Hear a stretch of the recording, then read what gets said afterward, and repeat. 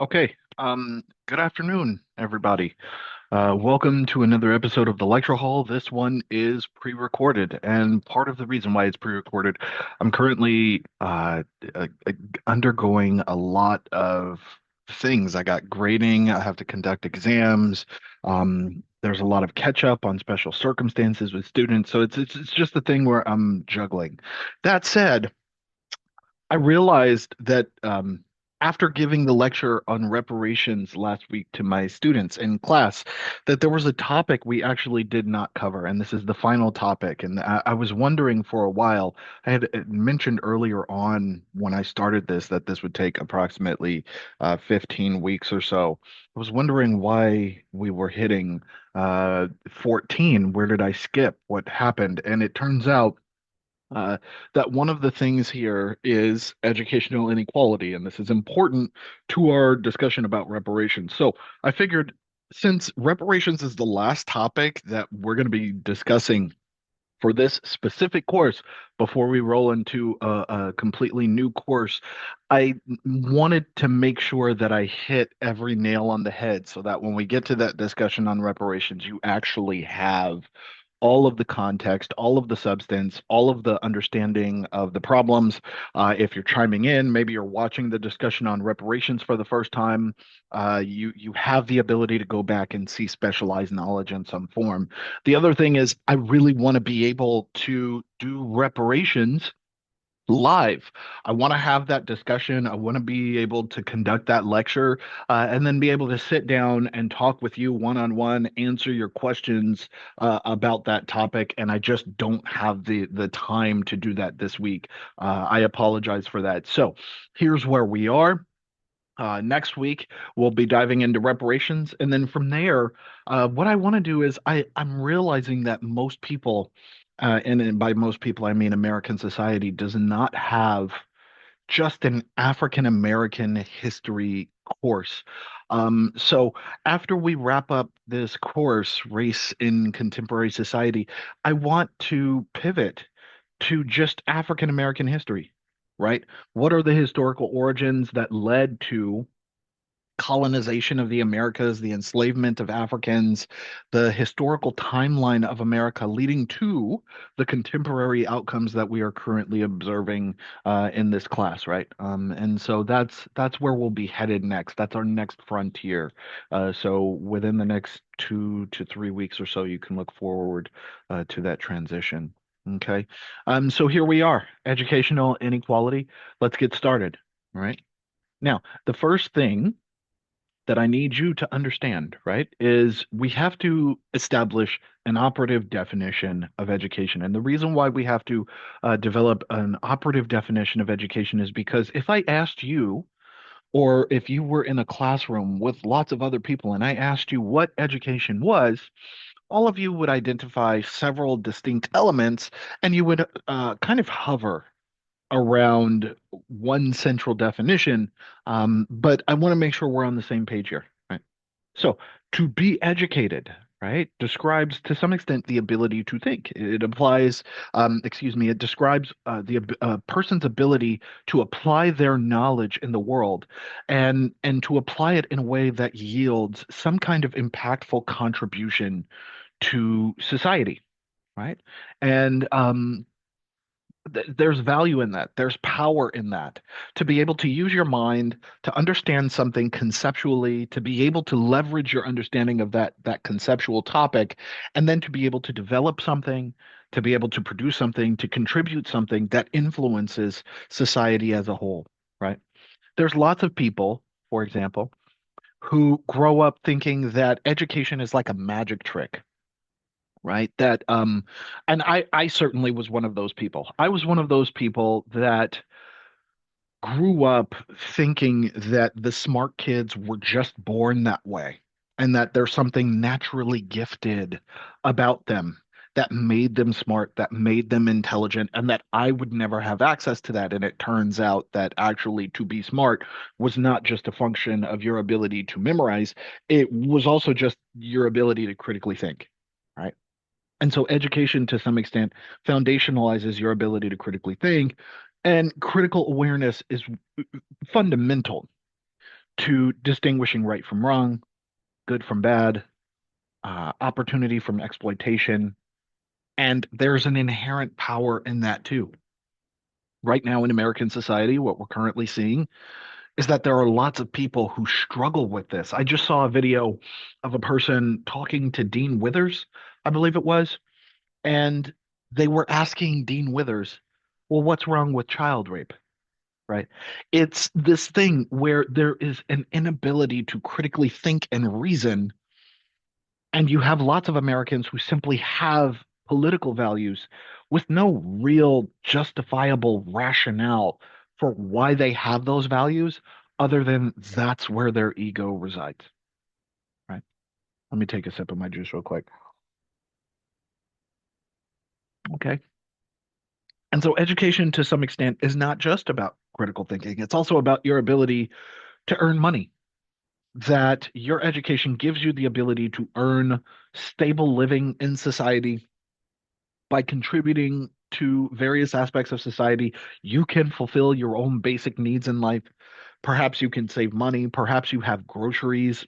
You can afford the occasional night out, several amenities, the ability to invest your money and to grow over time, right? Okay.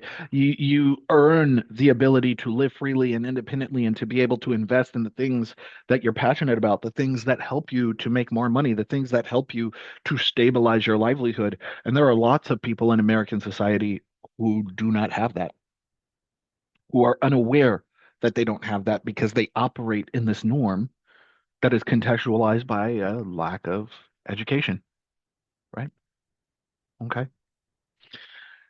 And this is where we get into the political reality. The political reality is that education does, in fact, provide opportunities for certain kinds of people, um, because there's an inherent power in your ability to use your education to make an impactful contribution. It also then means that you have the ability to control access. Who else will have access to this education and who will not? Will you invite the people who pose a potential threat to your political power to have access to the opportunity to learn how to critically think and reason? No, right?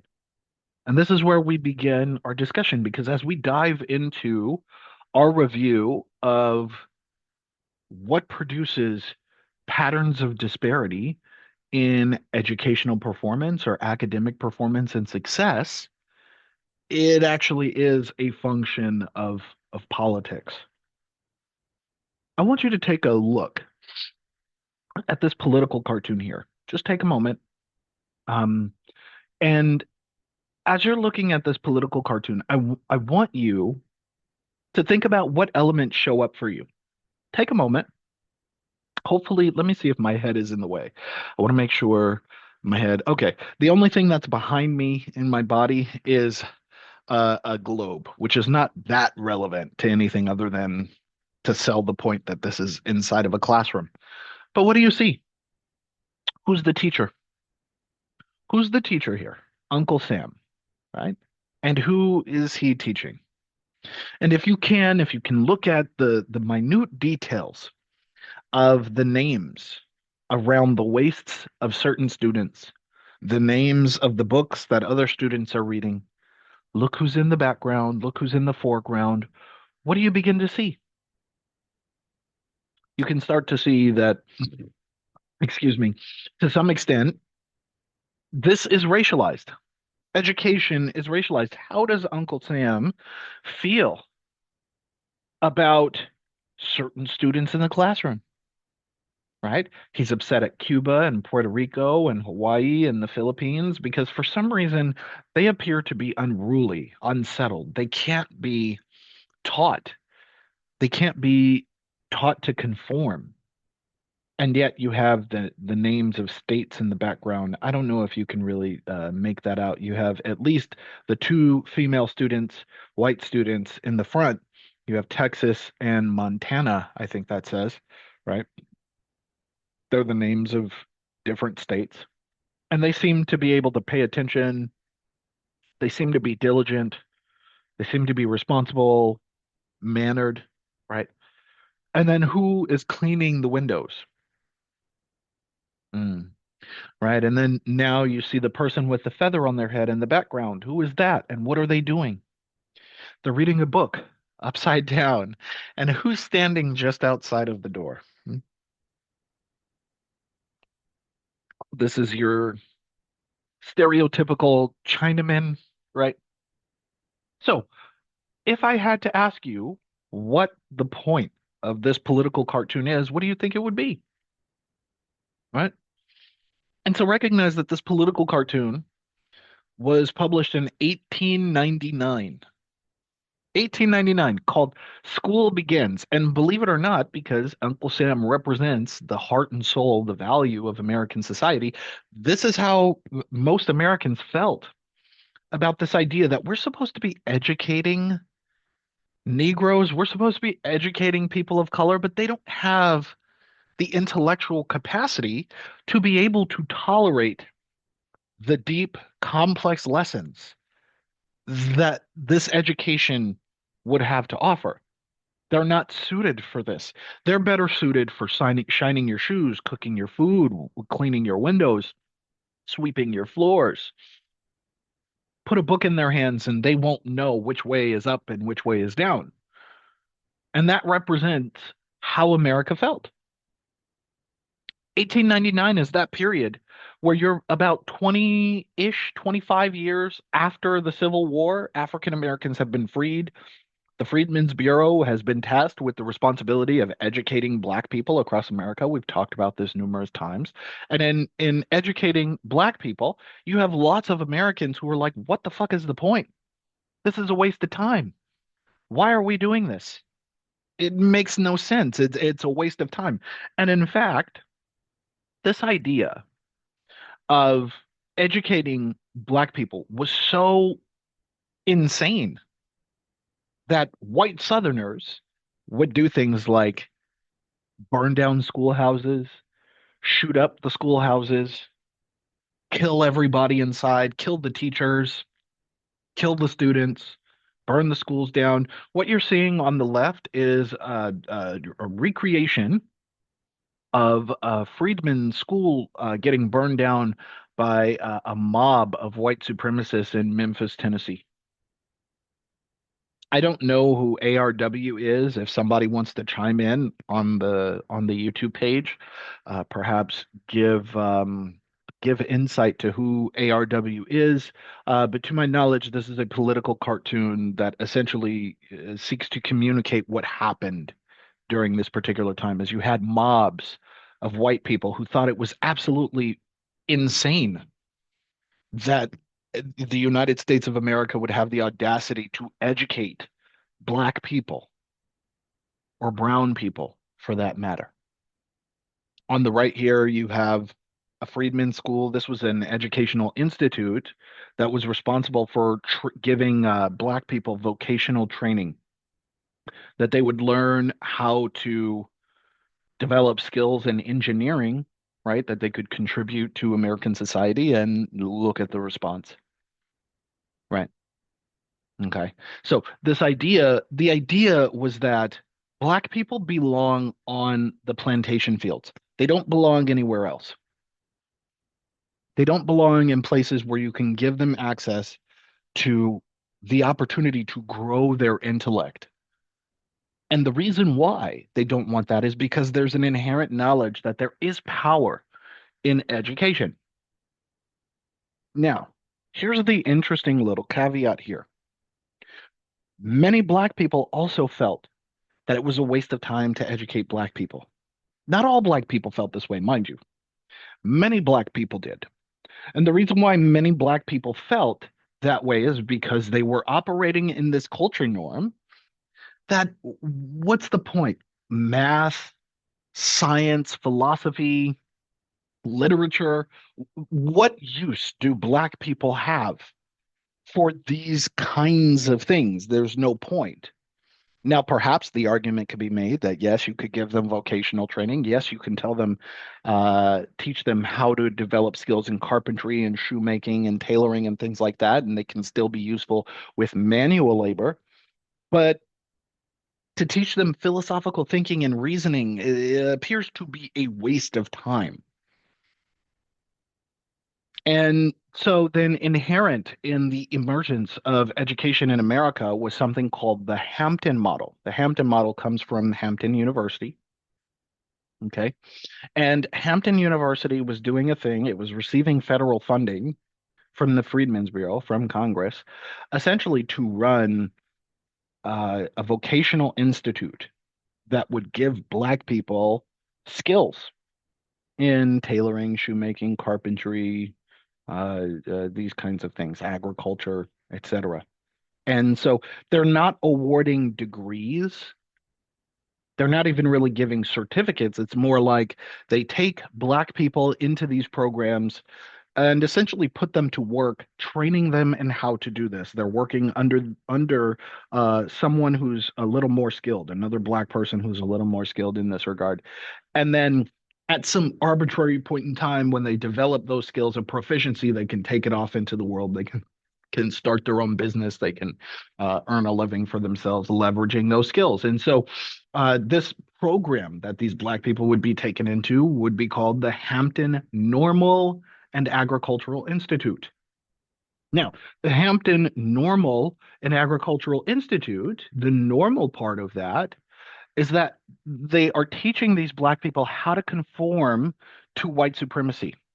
And the reason is because if you want to be successful at your shoemaking business or your carpentry business or your agriculture business, whatever it is, if you want to be successful at that, then where the money is, where the opportunities are in these white households, in these white areas, and you're not going to get hired. You're not going to be able to be successful at your job if you somehow pose a threat to their sense of security, if you pose a threat to their whiteness.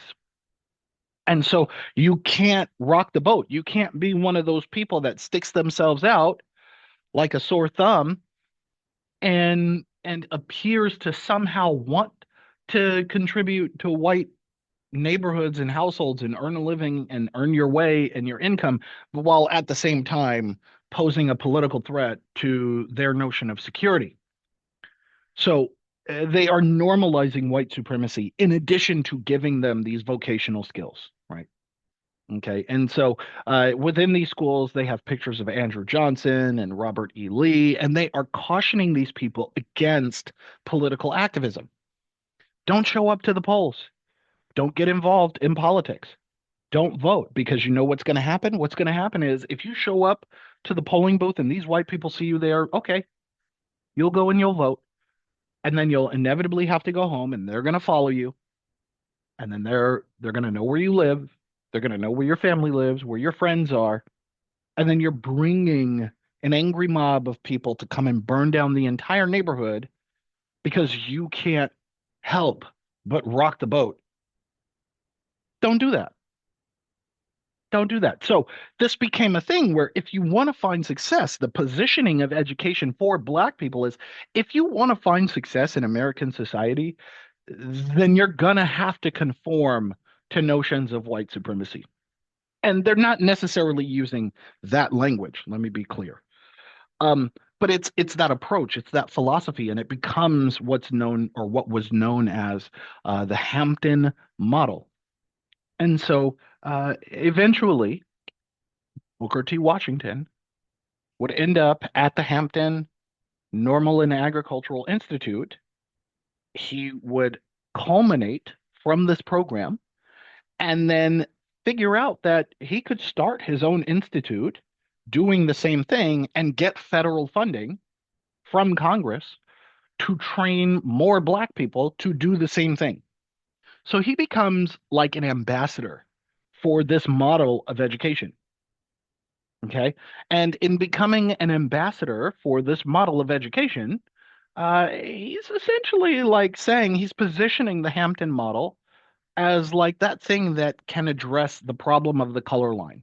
Because now we have this color line where black people are free in America, and some of them appear to have like a chip on their shoulder where they think they're entitled to the same rights and privileges that white people are. And that's just not the case. At the same time, Booker T. Washington is also positioning himself as someone who genuinely has the best interests of Black America in mind. He doesn't want to see Black people being lynched, their homes being burned down, their churches being bombed, but he feels as though the best way to be able to manifest or cultivate peace in American society is through the Hampton model of education.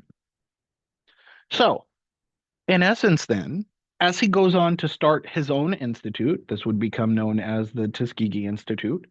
Um, Essentially, he's trying to help Black America, and he goes on the campaign trail, speaking to Black Americans, trying to recruit them into the Tuskegee Institute, but also positioning to white people that, like these Black people, you don't have to be worried about the ones that are coming from these institutes because they're more loyal and they're trained to be more loyal to the American cause, even more loyal than these newcomer European immigrants, right?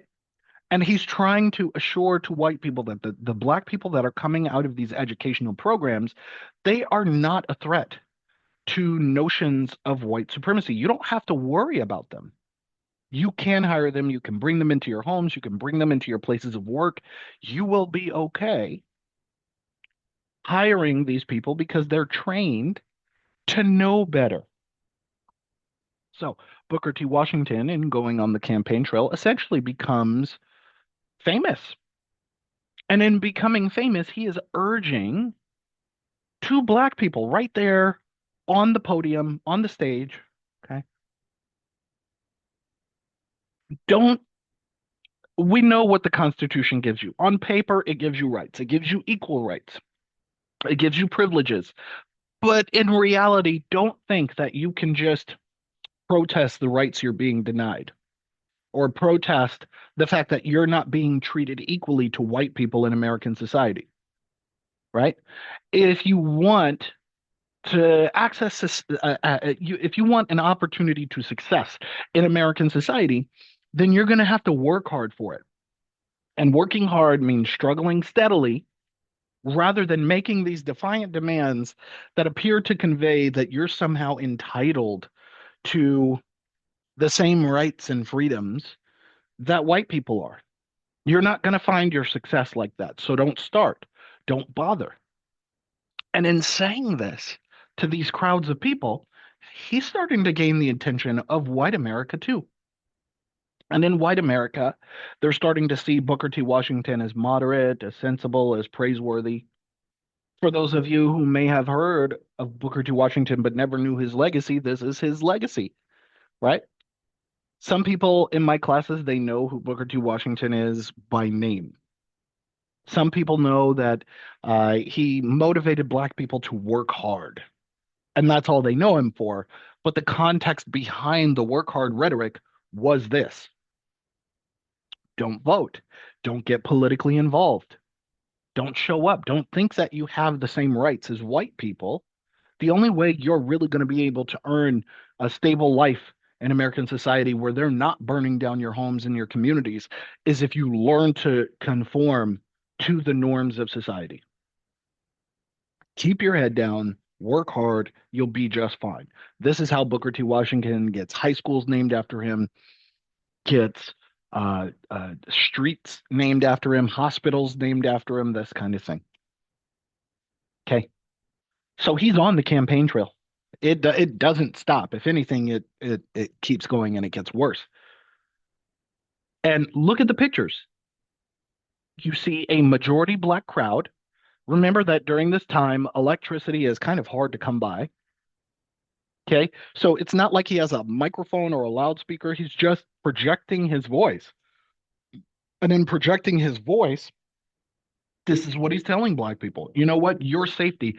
I can help you to earn your stability in society. It is going to look like this.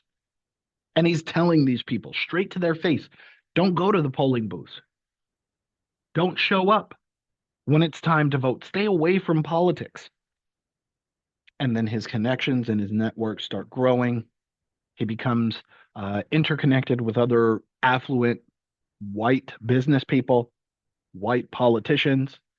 Eventually, he becomes fundamental to US politics in what is informally known as the Tuskegee machine.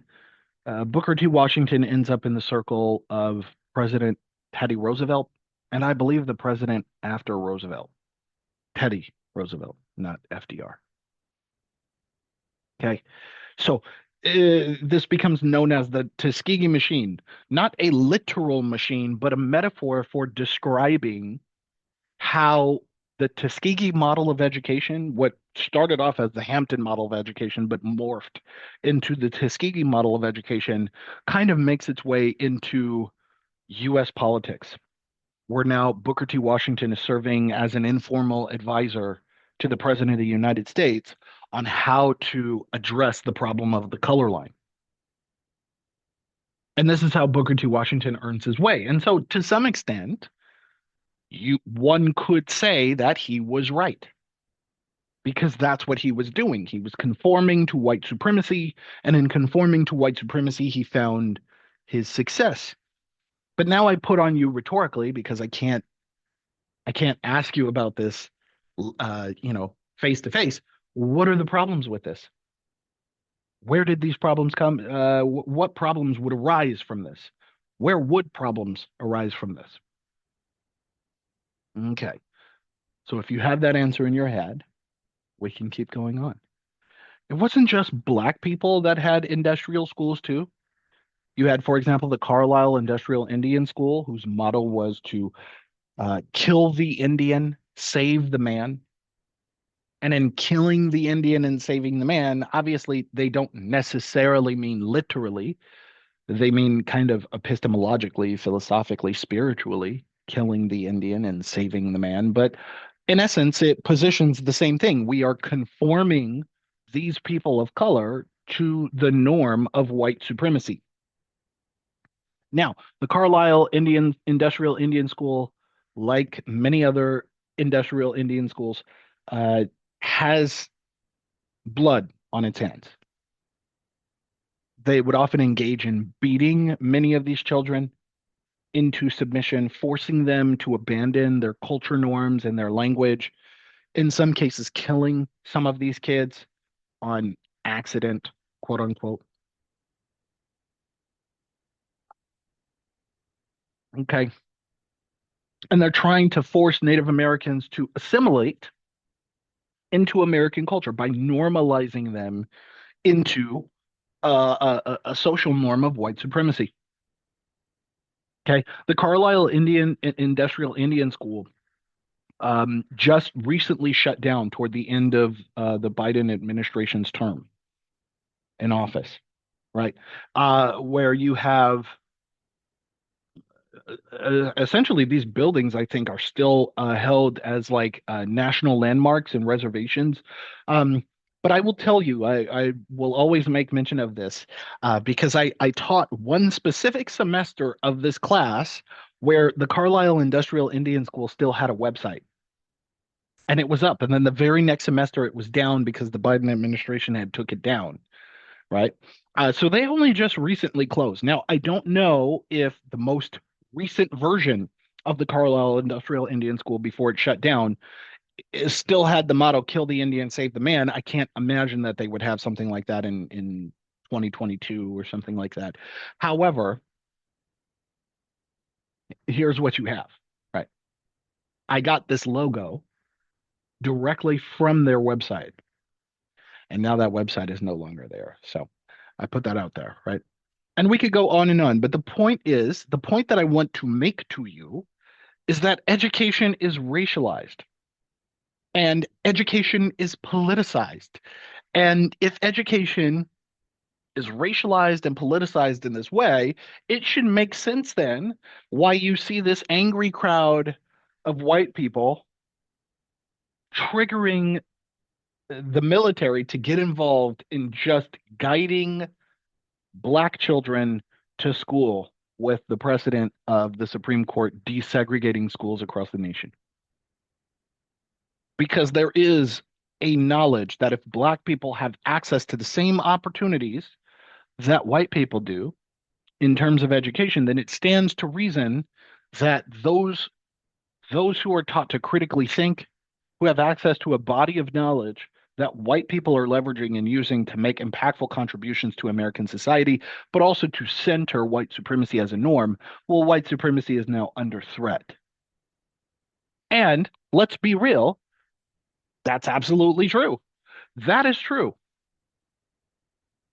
So it should make sense then why you see these angry crowds of white people here.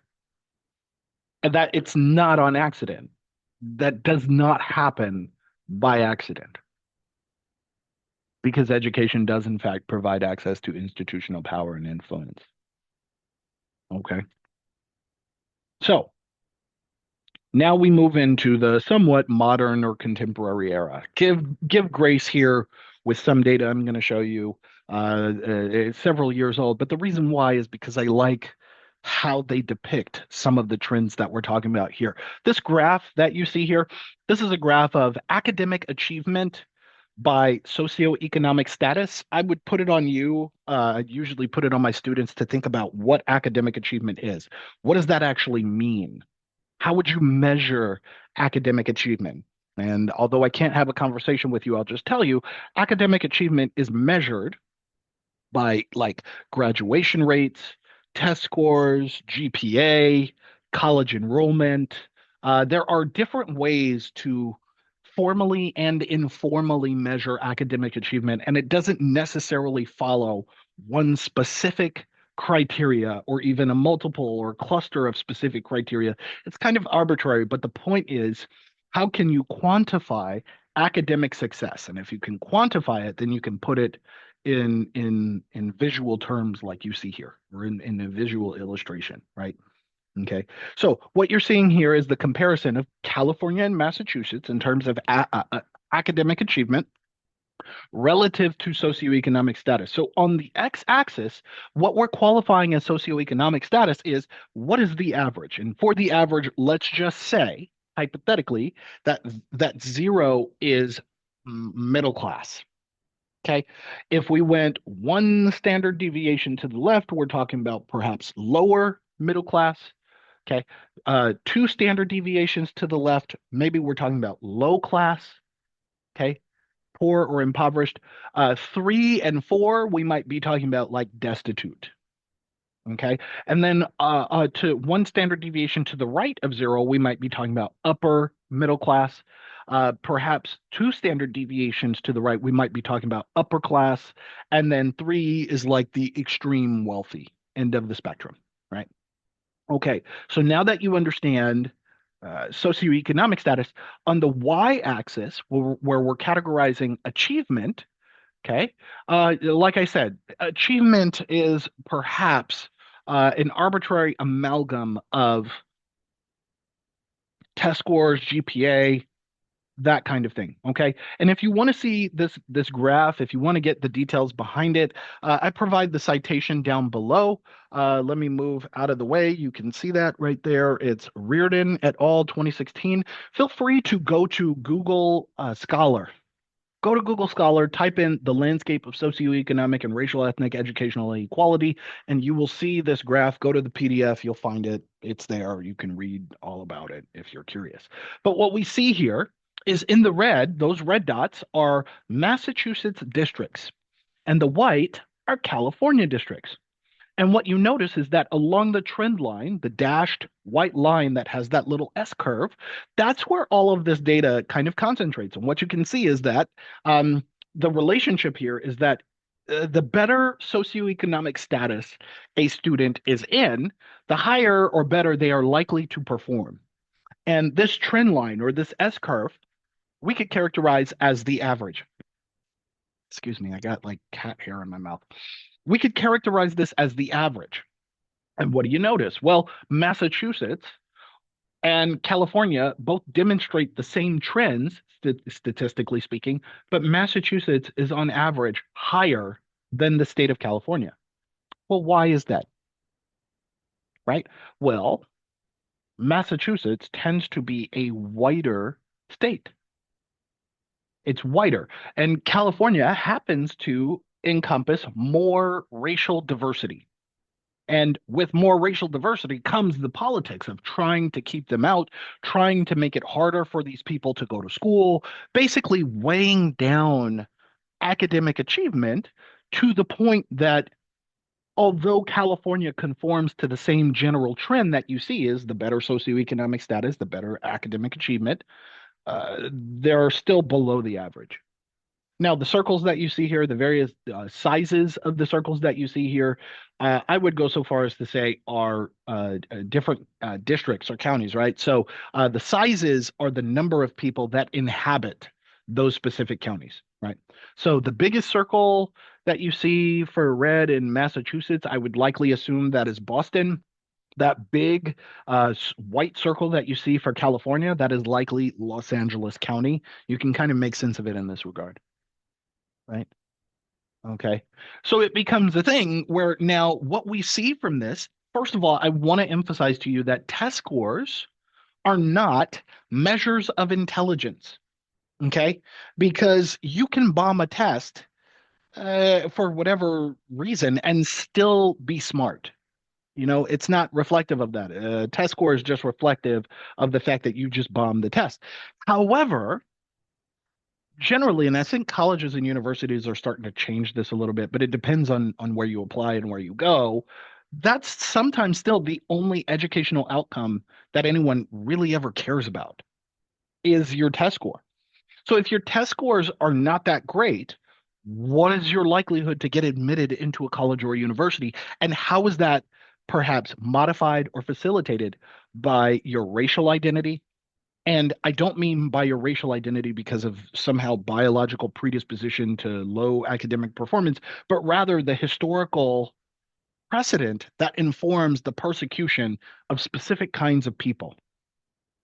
What we get from this trend is that poverty correlates very strongly with academic results.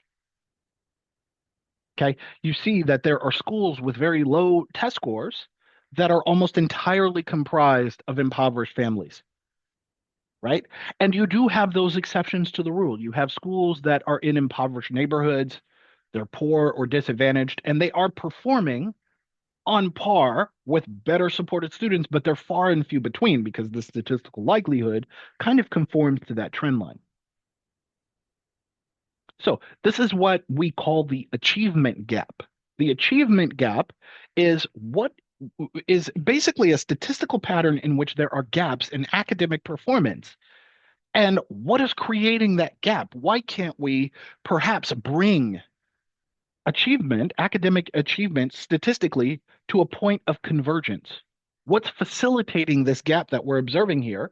And one could argue that it's political history, the political precedent of white people being upset that the Supreme Court desegregated schools, and their response was not to accept that ruling, but to make it harder for certain kinds of people to go to schools, creating differential access to qualities, various qualities of education, creating differential likelihoods for academic achievement that then begin to reflect what could be interpreted as racialized outcomes. This is another way to characterize the achievement gap. What you're seeing here is ACT scores in low-income high school graduates, right? And what are the four major subjects? You have English, reading, mathematics, and science. And as the trend goes down, right, you're very clearly seeing that low-income students tend to be performing significantly worse in comparison to all students. So what we can see here is that poverty, in fact, correlates very strongly with academic results. And who in the United States of America is more likely to be impoverished? Black people, brown people. Well, why? It's not because it's inherent to their skin color. It's because there is a historical and political precedent that has facilitated their economic marginalization, right? So a little bit more about test scores then. Test scores are a metric of performance. They're not reflective of intelligence, they are a metric of performance. They're the total result, however, of a child's home, their neighborhood, their lifelong school experiences, right? Because how are we qualifying performance? Sometimes do you perform well when you're sick or when you're hungry? No. Do you perform well if you have strong connections with other students or families or your social network? Imagine for a moment, you see on the screen here, you have an apartment building and a house. Let's say we have a three-person household, one parent, two children, and let's say the only difference between these two families that are otherwise comparable is their socioeconomic status.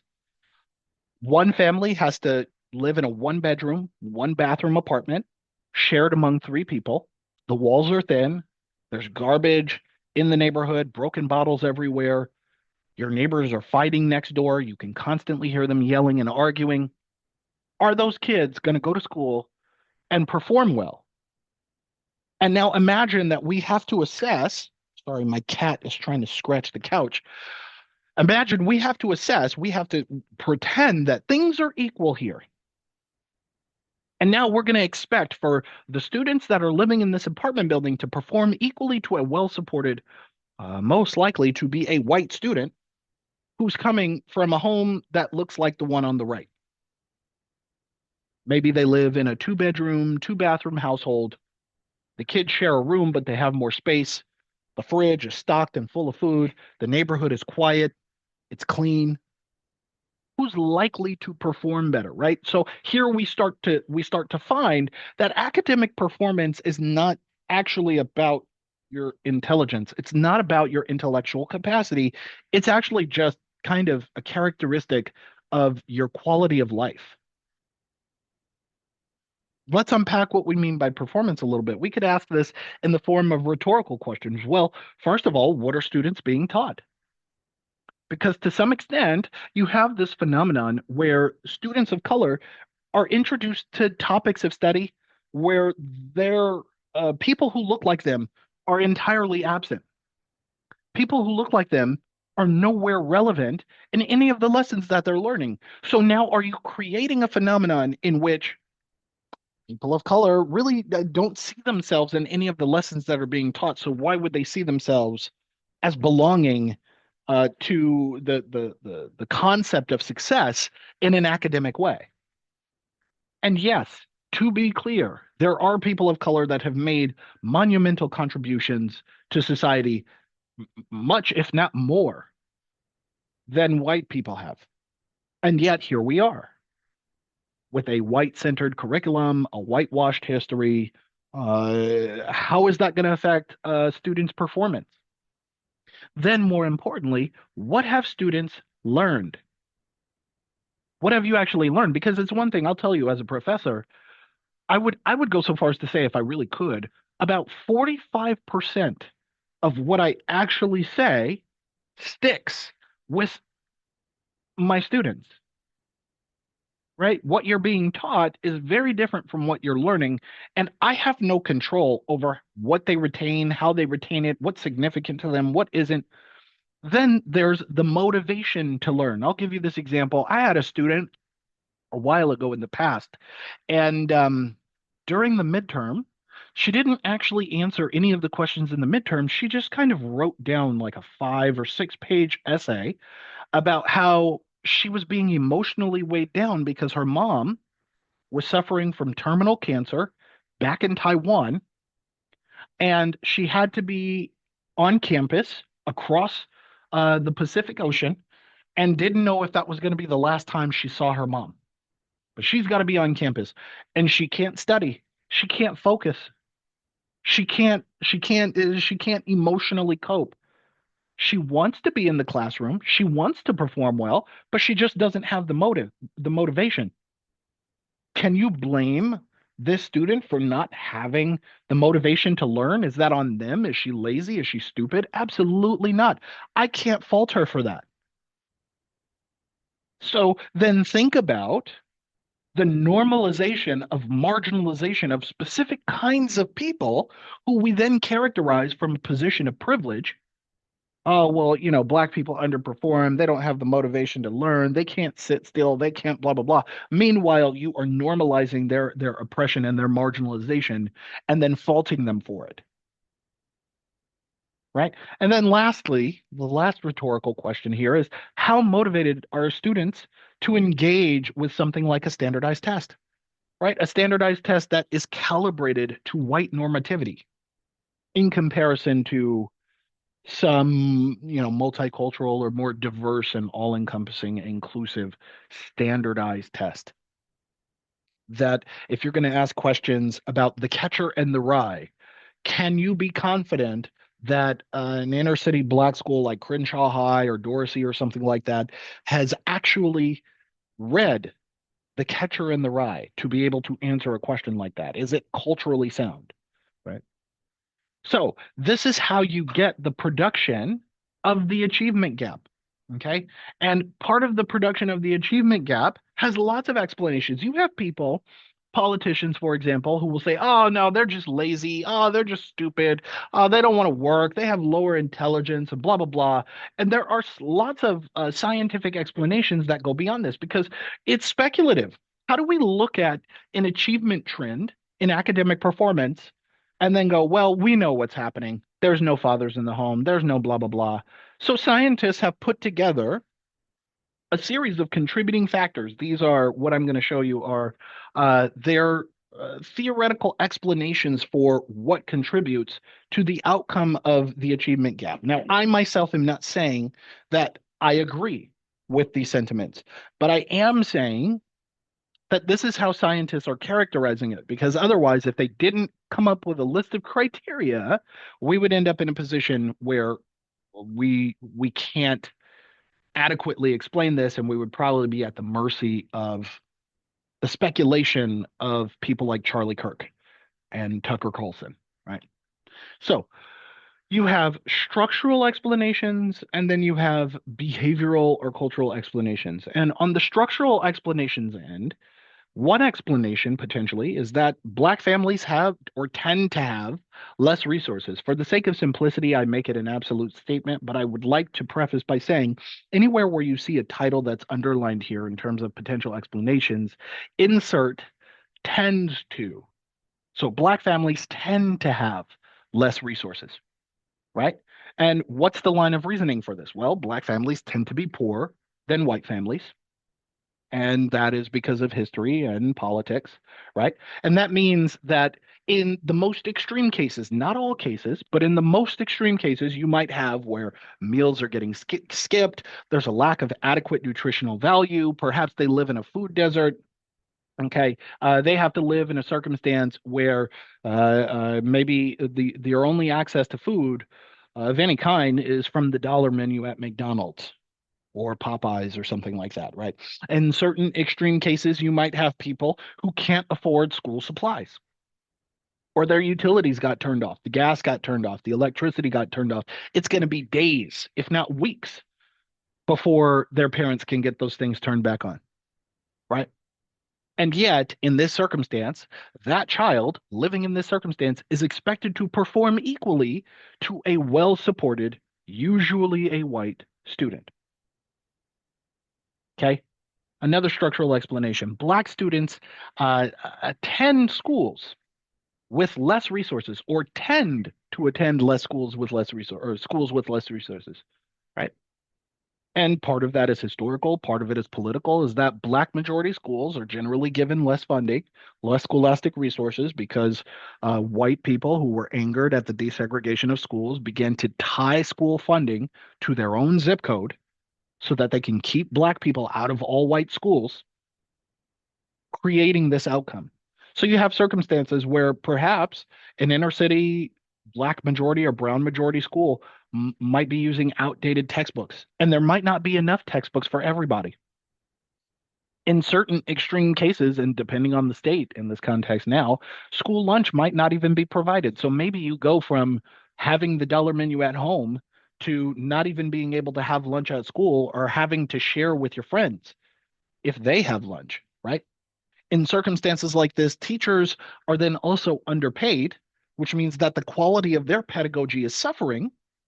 And yet, in this circumstance, a child is expected to perform equally to a well supported, usually a white student. Okay. Then you have a circumstance where Black students tend to have access to an inferior curriculum, sometimes known as a hidden curriculum, across and within schools. Not only are they using outdated textbooks potentially, or not only might there not be enough textbooks for everybody, but it's also a circumstance where they're learning to read and write grammatically correct English while speaking Black English vernacular at home. They don't actually talk the way they're expected to write. Okay? They don't talk the way they're expected to write.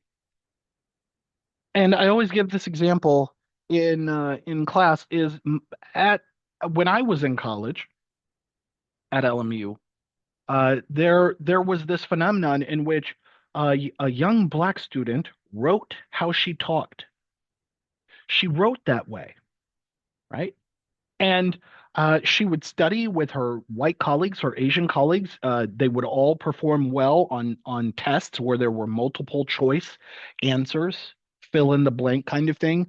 But anywhere where she had to write an essay of some kind, there was always this phenomenon where you could read the black scent in her writing. Okay. Now, professors would do a thing where they would grade or penalize her for not using grammatically correct English, while at the same time giving grace to international students whose first language was not English. Right. So it's a thing, I'll tell you, as a professor, I've seen it. I've had international students. There are some international students who have an accent, and you can read their accent in their writing, and then you kind of give them grace because the point is they're demonstrating their understanding. Well, this is what this student is doing, but she's being penalized for it. Well, why? Because she's Black, right? We'll give grace to the other international students, but not give grace to people whose legitimate first language is English, but it is spoken in a legitimately different way.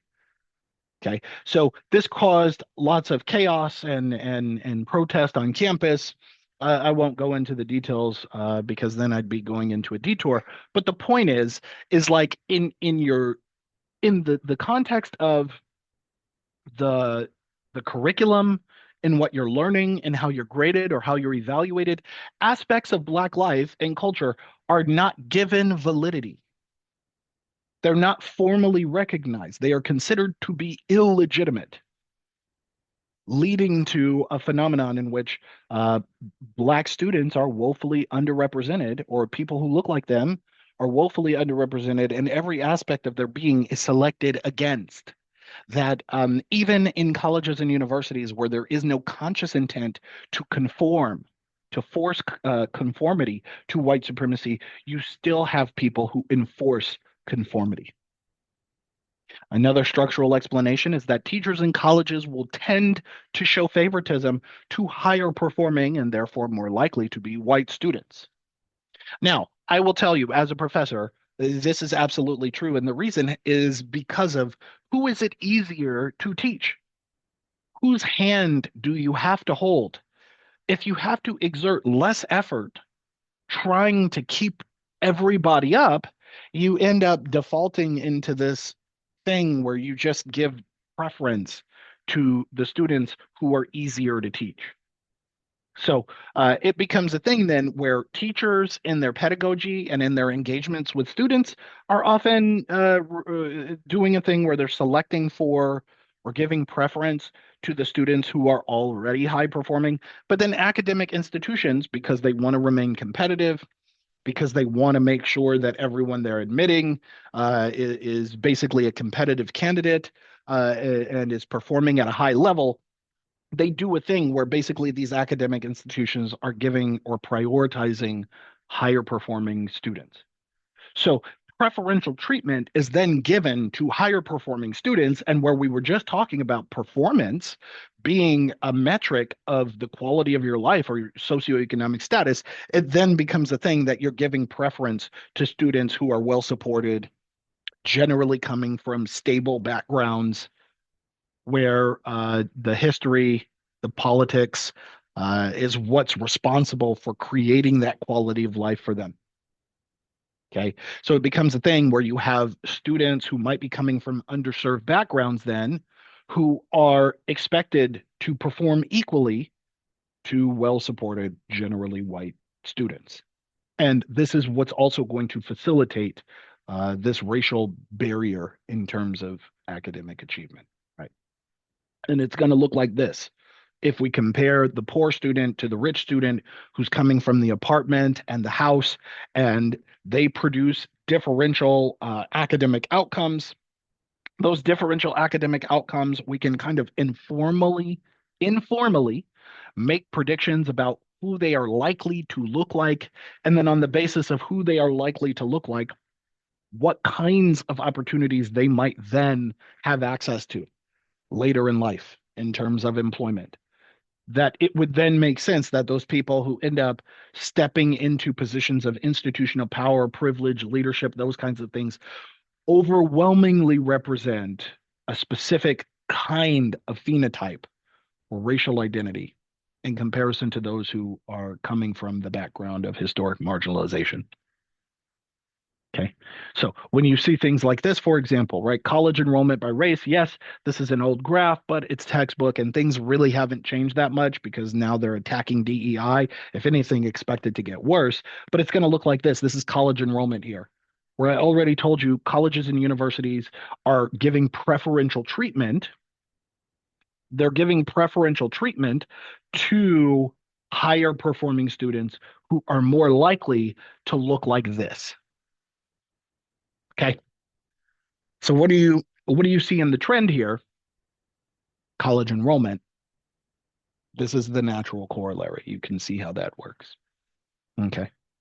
So there we go. Okay. Then you have what are called cultural or behavioral explanations. Now, when we say cultural or behavioral, I don't mean it in the same sense that Charlie Kirk does when he say, "Oh, it's black culture and oh, they're pretty shitty and they're just shitty people by default and blah blah blah." That's not what I'm saying here. What I am saying are collective patterns of human behavior.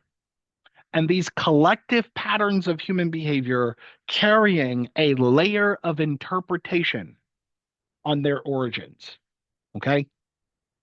Now, these are not definitive assertions, but qualifying statements. And I'll show you what I mean in a moment. Like I said, I don't necessarily agree with this. I'm just synthesizing a body of academic literature here when I say this. Black parents tend to value education less. Now, what do we mean when we say value? What does that mean? Well, the line of reasoning is that Black parents tend to be poorer than white parents or families and are more likely to be single. And because they are more likely to be single, that means that in order for them to meet their economic needs, they might have to prioritize meeting basic needs before other aspects of life, right? Like if you want to keep food on the table, if you want to keep the lights on, then there's an economic pressure and an incentive to do so. It may mean that these single parent households are forced to work 2 and 3 jobs, and then in working 2 and 3 jobs, don't have time to sit down with their child and help them do their homework or learn how to do their homework, right? So it means then that the level of investment in that child's education is woefully truncated. And then that means then that those children are performing poorly in school because they're kind of left to their own devices.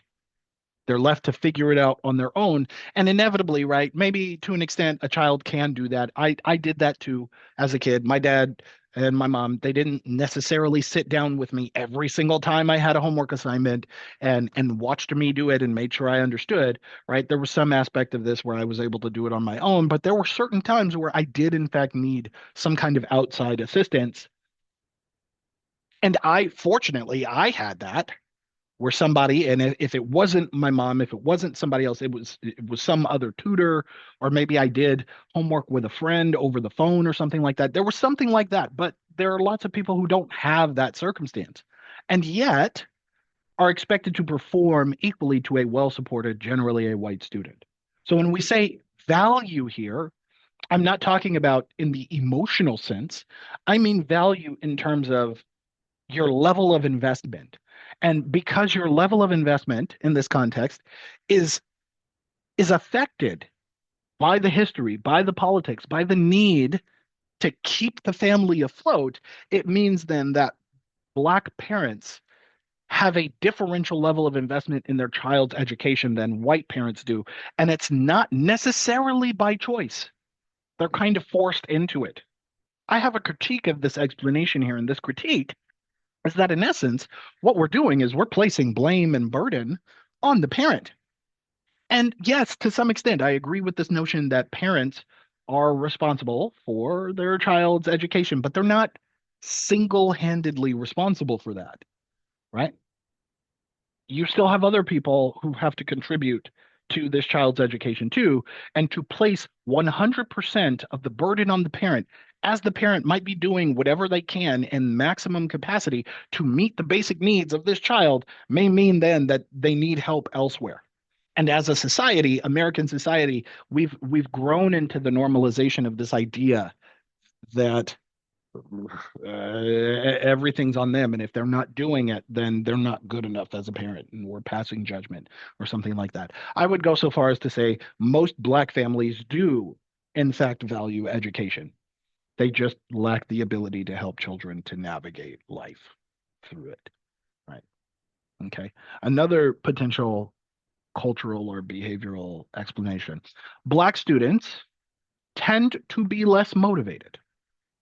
I already gave you an example of motivation with the student whose parent in Taiwan was suffering from uh, uh, terminal cancer, right? Okay. And for here, when I'm talking about Black students being less motivated, let's be real.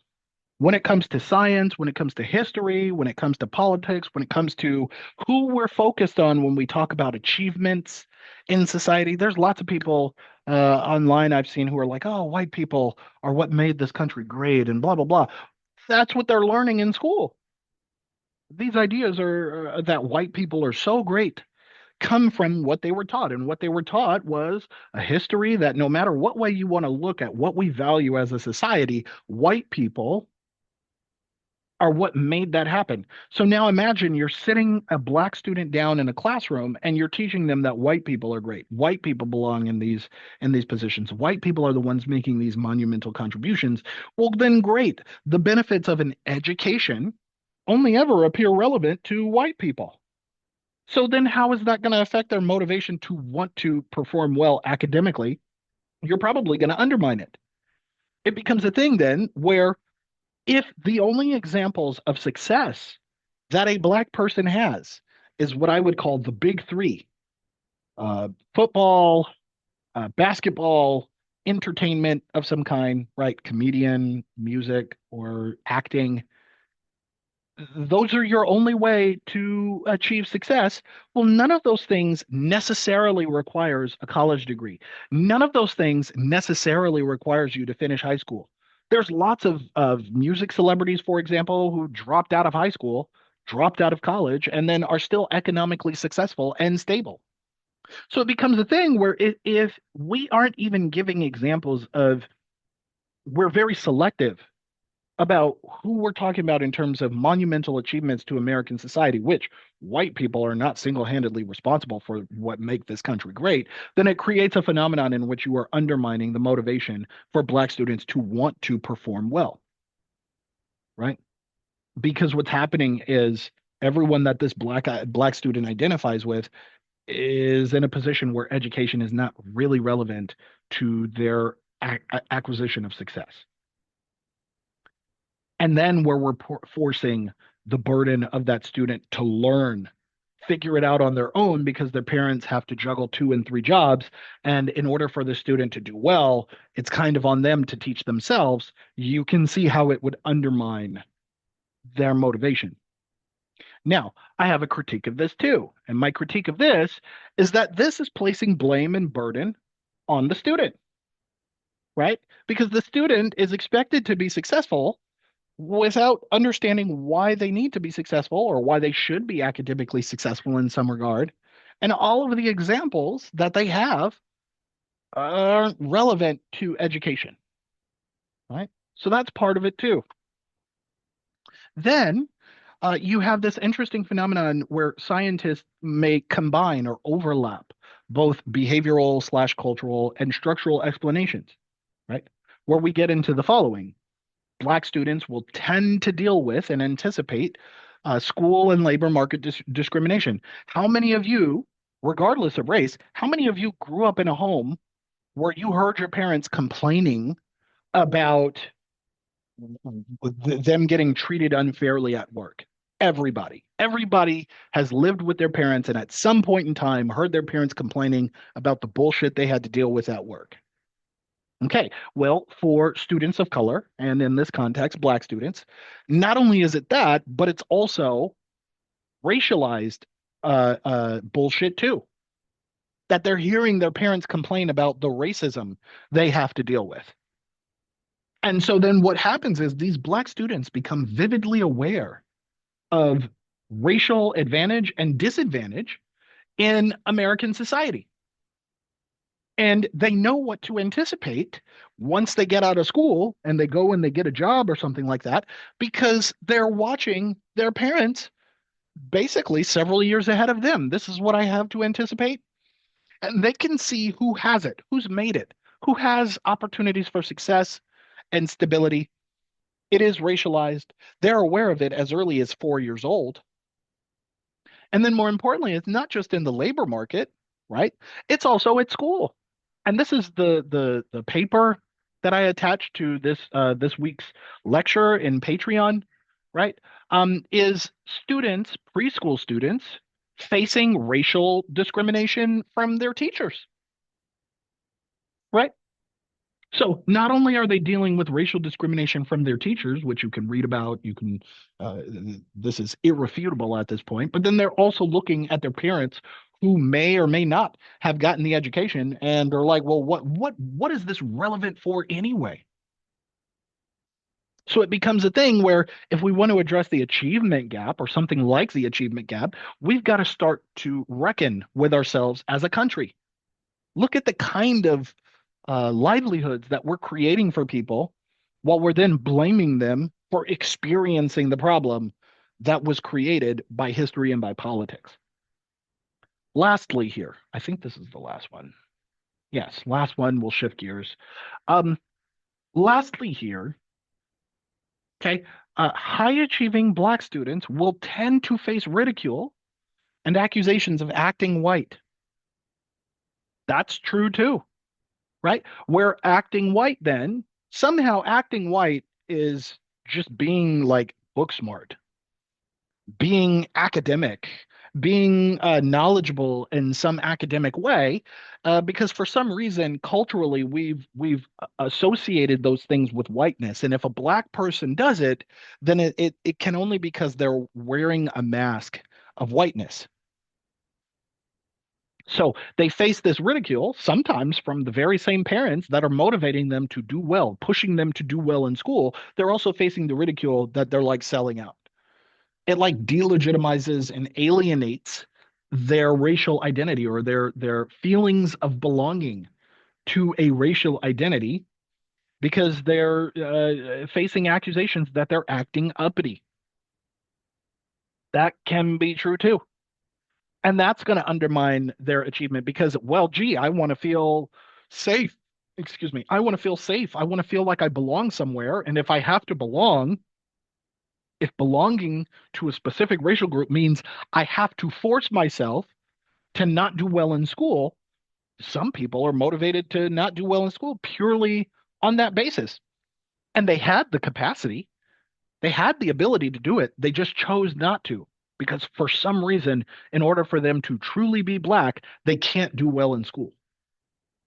You see how that works? Okay.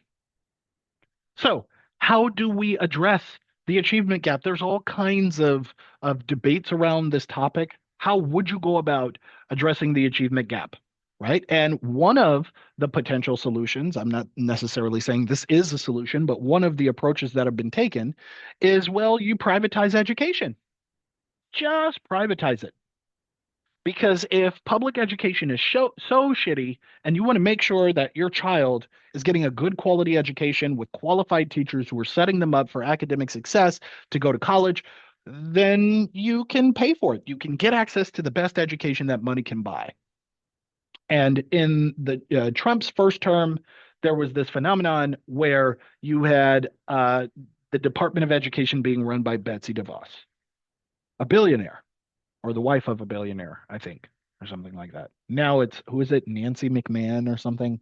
I forget this woman's name. But the point is, you have people who don't belong there that are doing this now, right? Okay. Well, they think that this is a solution. Well, the solution is privatize education. You have students pay tuition, and in paying for tuition, you can guarantee that there will be funding for textbooks, for facilities. The teachers are making more money, so they're doing much better in their teaching. Overall, the quality of education will, in fact, improve. But there are numerous drawbacks to education, or excuse me, privatizing education. I misspoke, right? And the drawback to privatizing education here is that really then only the wealthy and affluent, and therefore most likely to be white people, are the ones who are going to be able to afford a good education. More importantly, a barrier with tuition or a paycheck or price tag, rather, not a paycheck, a price tag controls who has access to education. And that statistically speaking, then it will be the case that there is a consolidation of good quality education accessible to white people at the behest of blacks and browns. Now, black and brown people can get access to that private education. Sure. They can take out loans, right, to pay for it. But then that creates a phenomenon in which it drives them into debt and poverty. So you were, in essence, punished for even trying to get access to that education. So don't even try, right? Well, in Trump's current term, we're almost done here. In Trump's current term, we have this phenomenon where they want to eliminate the Department of Education. He's standing here today blocking the door, and he can't give us a good reason why he's blocking this door. Make sure they see right here, all access entrance. We're coming in. We're coming in. We're coming in. Don't block the door. We're coming in. Who are you? You're not coming in. Who are you? Who under whose Who are orders? you? Who are you? Who are you, sir? Do you have business here? We do. Yes. And what do you do What do here? you do I here? have security responsibility. Get out of the way. Right. We pay for your job. We pay you. By what authority can you deny members of Congress their oversight role? You don't have a business reason to be here. You do not have authority, sir. You do not have authority.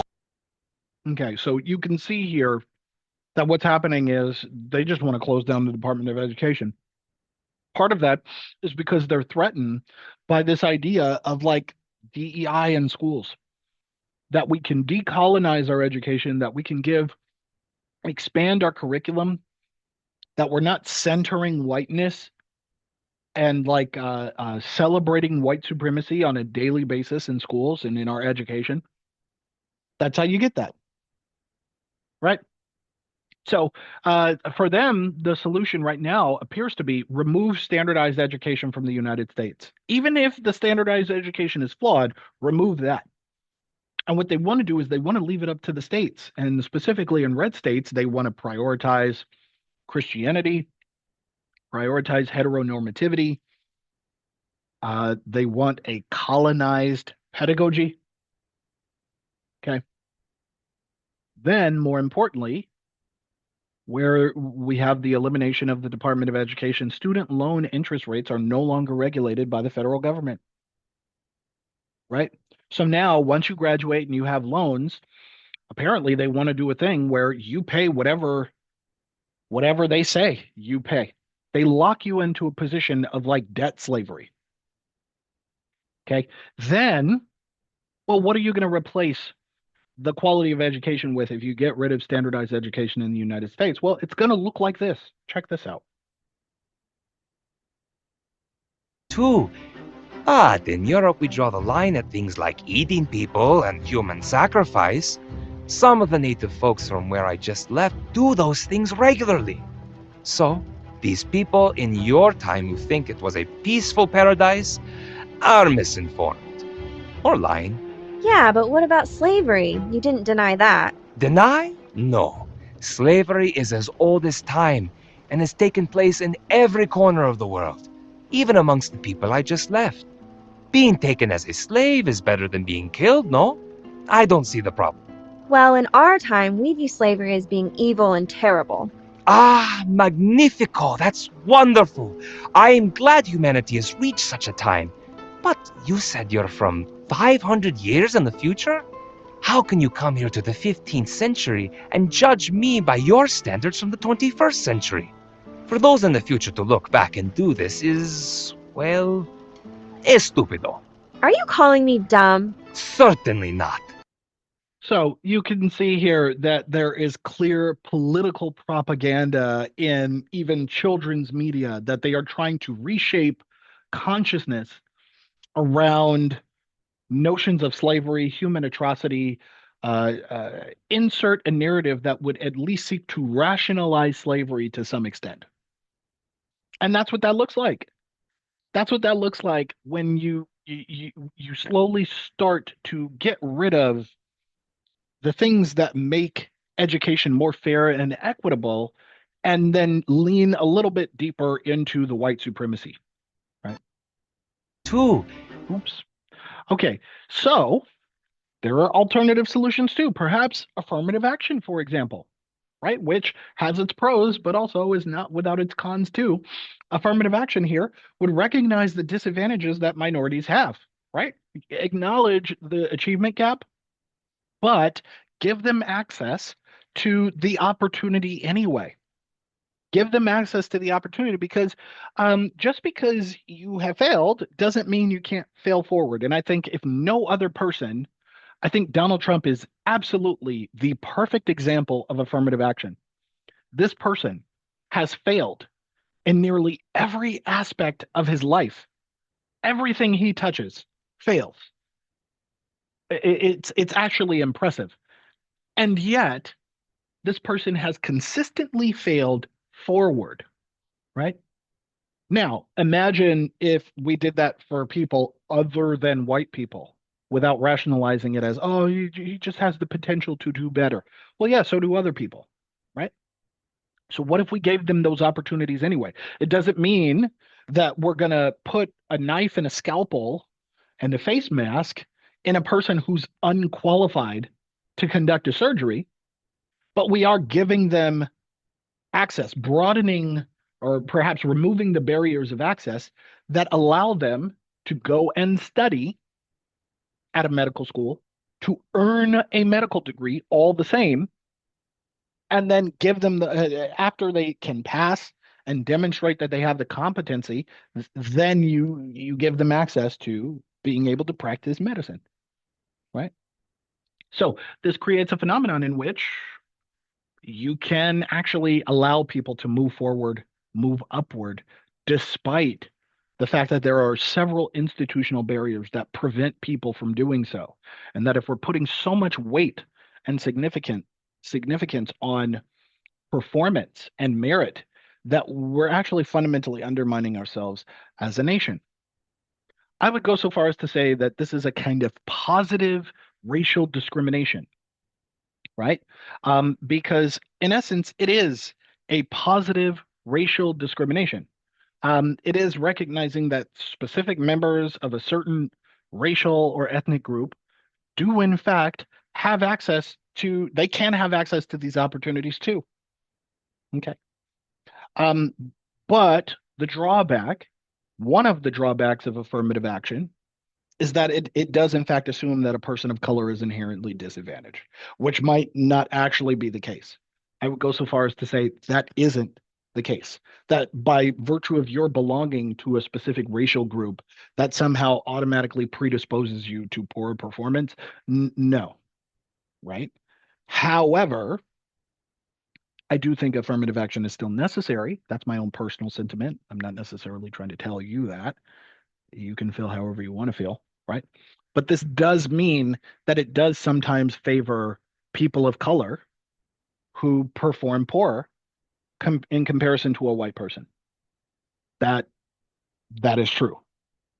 But the reason that is true is because we want to move away from creating racialized institutions that produce racialized outcomes, and then we're going to pretend as if they're neutral and unbiased and fair, and that's not the case. Okay. Now, for the sake of time, I'm not going to show you this video. However, I do want to point you to this episode. Okay. There is a show, a phenomenal show on Netflix called The Patriot Act. I wish it wasn't canceled. It's really great. Every episode talks about something different, but in this specific episode, they talk about affirmative action. Hassan Minhaj is talking about affirmative action and reveals a lot of the fundamental flaws with people who are against affirmative action. Now, like I said, for the sake of time, I am not going to play this clip. I usually play this clip in my class. However, you can find the entirety of this episode on Netflix. I encourage you to watch it. It's very informative. It's very useful, and I would say complementary to what it is that I'm talking about here. But I don't want to take up too much time. I usually show this in my classes. Okay. One of the potential solutions to addressing the achievement gap, right, was proposed in the gubernatorial race between Ron DeSantis and Andrew Gillum in the state of Florida. You had Andrew Gillum proposing to pass a corporate tax increase, and that corporate tax increase would go to fund schools across the state. That you have billion-dollar corporations that are not paying their fair share in taxes, that is then contributing to decrease in teacher wages, decrease in building funds, a lack of adequate textbooks and things like that. So he's proposing to just put part of the burden on these corporate bodies and entities. Well, the corporations didn't like the fact that he was proposing a tax increase in this way, and their response was essentially to the people that if this person is elected and these tax increases get passed, well, then we're just going to pass on the cost onto the average American citizen. That we're going to decrease your wages, we're going to decrease your salary in order to compensate for that tax increase. Well, most people didn't really like that. Who wants to lose money because somebody got elected? So they voted for Ron DeSantis. And now Ron DeSantis is governor of the state of Florida.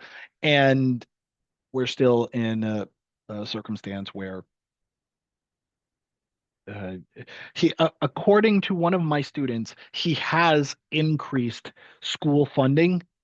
But most teachers, to my knowledge, teachers are complaining about the fact that the increase to school funding is not enough. So we're left without an effective solution here. And here we are in a circumstance where American education is all the more worse. Okay. Second to last slide here. Also, for the sake of time, I will not show this video, although I would like to. I'm not going to do that. I want to point you to a potential solution from the Obama administration called the Race to the Top. And it was an incentive where he basically promised $4 billion to the first state that could improve the quality of education for all students, and then other states could follow after that model. And the idea was demonstrate that you can reduce performance gaps, you can increase graduation rates, you can essentially create a model for producing successful academic achievement or optimal academic achievement, and then other states can model after that. And nobody won the race. Nobody was able to effectively address the problem of the achievement gap, and part of that is because it's so deeply systemic, right? So if you want to know a little bit more about this and to see examples of what certain schools are doing anyway, look up this video on YouTube. It's called U.S. Education System is Failing Black Students. It provides a little bit of background information here. But to wrap up here, I want to read you this poem. Okay. Usually I tell my students, close your eyes, open your ears, that kind of thing. You don't have to close your eyes and open your ears. I'm just going to read you this poem the moment I can get this open.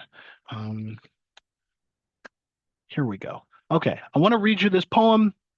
It's really important here. It's called "'Cause I Ain't Got a Pencil" by Joshua T. Dickerson. It goes like this.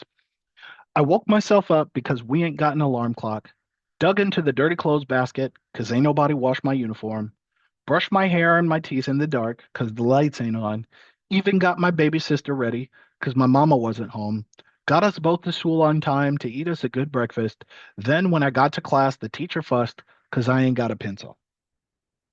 Right? I think that perfectly articulates the systemic barriers that many people of color, namely Black people, face in even being able to achieve something in an academic context. It perfectly describes it. And if you understand the nature of that poem, it's resounding of a lot of the elements that I've been describing here. Okay. So, having said that, next week we will be talking about reparations live. I promise. I'm sorry. I forgot about finals. I'm a one-man show. You'll have to give me grace. But now that you have this basis, now that you have all of the background information, I want to put this rhetorical question on you until next week. What is it going to look like for us to effectively address these issues? What do we have to do? What do reparations look like? What does it look like to repair many of these distinct problems? And the solution is simple. Most people think reparations is just a paycheck. We're going to dive into this very deeply. And hopefully, on the back end, it will spark some very critical discussions about this very important topic. All right. I will see you next week. Take care, people.